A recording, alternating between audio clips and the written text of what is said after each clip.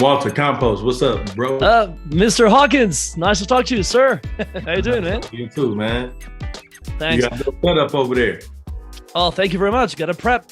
Thanks for your time. First, I understand I have a fellow stand-up comedian over here, right? Yeah, man. That's where I got my start, bro. I still tell jokes every now and then. Are you still doing it? Yeah, man. Believe it or not, it wasn't that long ago. I accidentally did 10 minutes at the Laugh Factory in Chicago. It was like somebody didn't show up. The manager saw me in the crowd and was like, "You want to do it?" And I had to do it. Believe it or not, Walter Campos, I started off as a gospel comedian. Gospel comedian. Right. Like in my neighborhood, I'm considered like one of the original gospel kings of comedy because I would do comedy in church all the time. You know, that's why I started. That's where my roots. My mama came to all my gigs, so obviously I couldn't curse. Now, talking about your upbringing, Chicago, born and raised, right? Yeah, and I'm born and raised in Harvey, Illinois, which is really right outside of Chicago. Chicago was my backyard. Chicago was where, you know, we went on field trips. And then by the time I started auditioning, I would obviously have to catch the train from Harvey to Millennium Station. And I would walk to the casting director's offices and I would see these restaurants I couldn't afford to eat in. I would see these clothing stores that I couldn't afford to cop. I would look at the mannequins and just pray like one day I'm gonna put on that same outfit. Goals. So Chicago for me was always an aspiration. And how do you feel about the portrayal of the city in the show? Because I once had a very interesting conversation with the lecturer. He was an older gentleman, of course, and he was kind of tired that Chicago was always being referred to as the gangster town from the 60s, you know?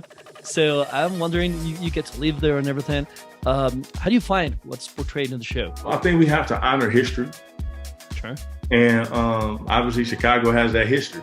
You know what I'm saying? So you gotta, I think there's authenticity we have to uphold. At the same time, I do think that there's a responsibility to reimagine Chicago and policing in Chicago. You know what I'm saying? So I think the show does a great job at finding that balance. I think we unpack the issues, topics that hit the headlines, and you know, we're going to talk about that. But I think we also do our best at unlearning the things that we unpack. You know, hopefully, by the time Chicago PD faced a black, television history can look at us and say that from top to bottom, we presented a balanced portrayal. A balanced portrayal. You've been playing this character for quite some time. Does it happen that, you know, you kind of get mishmashed into each other, like the character gets some of your traits or vice versa, or do you put up a wall? All the time.